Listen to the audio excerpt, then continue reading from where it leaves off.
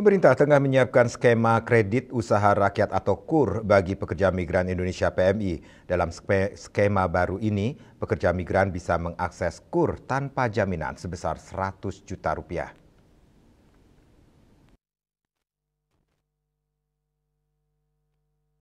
Kebijakan ini mendapat respon positif dari kalangan praktisi sekaligus penyalur tenaga kerja luar negeri, I Gusti Putu Budi Arte.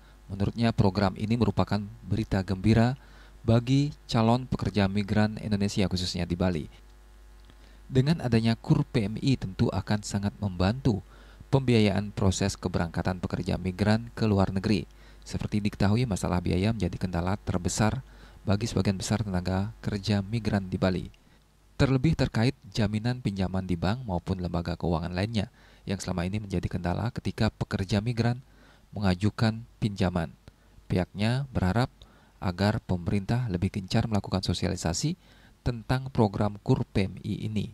Nah, dengan adanya KUR yang tanpa jaminan ini, tentunya akan menjadi berita baik dan akan menjadi solusi terbaik nanti kepada anak-anak calon-calon pekerja migran Indonesia kita yang ada di Bali.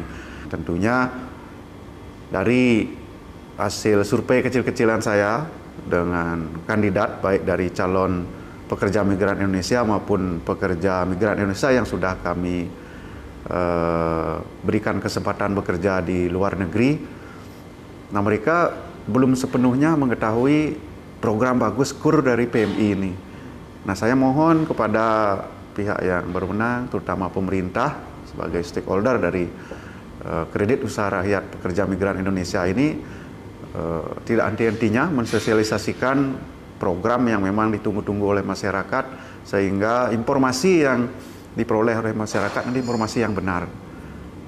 Ya, baik melalui lembaga-lembaga pelatihan yang ada di Bali, karena sumber dari calon pekerja migran Indonesia kita adalah peserta pelatihan baik dari lembaga pelatihan kerja maupun dari lembaga kursus.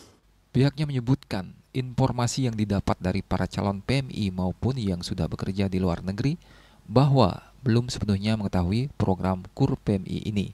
Padahal KUR PMI ini sangat ditunggu-tunggu oleh calon pekerja migran. Andika, Bali TV.